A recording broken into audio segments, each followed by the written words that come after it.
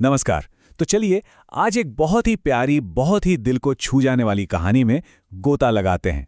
ये कहानी है अनकहे रिश्तों की और उस खामोश प्यार की जो लफ्ज़ों का मोहताज नहीं होता। कहानी की शुरुआत ना हम इसकी सबसे खूबसूरत लाइन से करते हैं। ये वो लाइन है जो इस पूरी कहानी की जान है। ये लाइन हमें उस सफ़र के लिए तैयार कर देगी जिसे हम अब परत दर परत खोलने वाले हैं। अच्छा, तो अब देखते हैं कि ये सब शुरू कहाँ से हुआ, क्या माहौल था और कौन थे वो दो लोग जिनकी ये कहानी है। देखिए, कहानी की सेटिंग कितनी सिंपल है। कोई फैंसी कैफे नहीं, बस एक पुराने बस स्टैंड के पास एक छोटी सी चाय की दुकान, लकड़ी की बेंच, एक केतली और हवा में बस चाय की महक। और सच कहूं तो यही सादगी इस कहानी को खास बनाती है, क्योंकि अक्सर गहरी बातें ना ऐसी ही मामूली जगहों पर होती हैं। और ये हैं कहानी के हमारे दो मेन कैरेक्टर्स। एक तरफ एक लड़की है जो रोज सुबह आती है, सादे कपड़ों में, थोड़ी थकी हुई सी, पर चेहरे पर एक हल्की सी मुस्कान लिए। और दूसरी तरफ है वो लड़का, चाय की दुकान चलाता है और बस उसे गौर से देखता है, बिना पूछे ही उसकी चाय बना देता है, उसका इंतजार करता है। यहीं से बिना एक भी शब्द कहे उनका रिश्ता शुरू होता है। और ये देखिए, ये था उनका रोज का नियम, एक अनकहा सा समझौता। वो रोज सुबह उसी बेंच पर आकर बैठती और वो लड़का बिना कुछ पूछे, बिना एक शब्द कहे उसके लिए वो खास अदरक वाली चाय बना देता। ये सिर्फ चाय नहीं थी, ये एक रूटीन था, एक भरोसा था जो हर सुबह निभाया जा रहा था। तो अब देखते हैं कि ये जो खामोशी का सिलसिला था, ये कैसे धीरे धीरे छोटे छोटे कदमों से एक गहरे रिश्ते में बदलता है। ये स्लाइड ना बहुत खूबसूरती से दिखाती है कि उनका रिश्ता कितना नेचुरल था। कोई जल्दबाजी नहीं, सब कुछ बहुत धीरे धीरे हुआ। पहले सिर्फ नजरें मिलीं, फिर एक छोटी सी मुस्कान आई, फिर वो रोज का इंतजार एक आदत बन गया, और फिर जाकर पहली बार बातचीत हुई। और ये है वो पल जब शायद महीनों की खामोशी टूटी। बस एक छोटा सा सवाल, आज देर हो गई, सब ठीक है? और एक सीधा सा जवाब, हाँ, बस रास्ते में बारिश मिल गई थी। कितना मामूली लगता है ना, पर उनके रिश्ते के लिए ये एक बहुत बहुत बड़ा मोड़ था। इस छोटी सी बातचीत के बाद ना चीजें बदल गईं। अब लड़के को पता था कि वो सिर्फ एक लड़की नहीं है, वो पास के कॉलेज में एक टीचर है और क्लास से पहले चाय पीना उसकी आदत है। और उसे खुद के बारे में भी एक चीज महसूस हुई कि वो उसे सिर्फ एक कस्टमर की तरह नहीं देखता, वो इंतजार अब किसी खास के लिए था। ये लाइन सच में इस कहानी का दिल है। उसने कभी कहा नहीं, कभी इजहार नहीं किया, पर उसका प्यार, उसकी सारी भावनाएं उस चाय के कप में घुल जाती थी।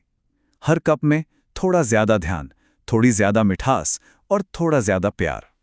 तो सब कुछ ठीक चल रहा था, पर अब कहानी में एक मोड़ आता है जहां वो रोज का सुकून भरा इंतजार एक बेचैनी में बदलने वाला है।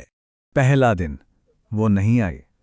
दुकान पर सब वैसा ही था, केतली उबल रही थी, बेंच खाली थी, पर कुछ तो था जो नहीं था। लड़के ने सोचा होगा, चलो शायद छुट्टी पर होगी। फिर आया दूसरा दिन। अब चिंता थोड़ी बढ़ने लगी थी। हर आने जाने वाले में शायद वो उसी का चेहरा ढूंढ रहा था। वो बेंच आज भी खाली थी और उसका मन बेचैन। तीसरा दिन, और अब चिंता ने जगह ले ली थी एक अजीब सी निराशा की। कहानी में एक बहुत ही खूबसूरत लाइन है, केतली तो उबल रही थी पर दिल ठंडा पड़ने लगा था। क्या खूब कहा है। उसकी सारी उम्मीदें जैसे खत्म हो रही थीं। और फिर चौथे दिन इंतजार खत्म हुआ, पर उस तरह नहीं जिस तरह उसने सोचा था। किसी और के जरिए खबर आई, जो टीचर यहां रोज आती थी अब वो नहीं आएगी। बस इतनी सी एक लाइन ने जैसे उसकी पूरी दुनिया ही खत्म कर दी। तो ये थी वजह, उसका ट्रांसफर हो गया था, वो शहर छोड़कर जा चुकी थी। और इस खबर को सुनकर सदमे में उसके हाथ से चाय का कप छूटकर गिर गया, ठीक वैसे ही जैसे उसके सारे सपने, उसका दिल, सब कुछ टूटकर बिखर गया था। अब कहानी के आखिरी हिस्से पर चलते हैं, जहां एक ऐसा मोड़ आता है जो उनके इस पूरे खामोश रिश्ते को एक मतलब दे जाता है। उस शाम जब वो दुकान बंद कर रहा था, सब कुछ खत्म हो चुका था, वो जा चुकी थी। तभी उसे उसी बेंच पर कागज का एक छोटा सा टुकड़ा मिला, और उस कागज पर लिखा था, अदरक वाली चाय के लिए धन्यवाद, और उस खामोश प्यार के लिए भी जो आपने कभी कहा नहीं पर हर कप में महसूस कराया। सोचिए जरा, ये शब्द सुनकर उस लड़के को कैसा लगा होगा। उसके हर अनकहे एहसास का जवाब मिल गया था। वो जानती थी उसने सब कुछ महसूस किया था। और ये थी उसकी प्रतिक्रिया। पहली बार उसकी आंखों में आंसू थे। केतली में चाय अब भी बाकी थी, जो अब कभी पी नहीं जाएगी। और उसे उस पल एहसास हुआ, उसे पता ही नहीं चला कि कब ये लड़की, ये चाय, ये इंतजार उसकी पूरी जिंदगी बन गए थे। तो आखिर में बस यही सवाल रह जाता है, क्या हर प्यार को इजहार की जरूरत होती है? क्या हर रिश्ते को एक नाम की जरूरत होती है? या कुछ एहसास खामोशी में ही ज्यादा गहरे और ज्यादा सच्चे होते हैं? शायद कुछ रिश्ते वाकई नाम नहीं मांगते,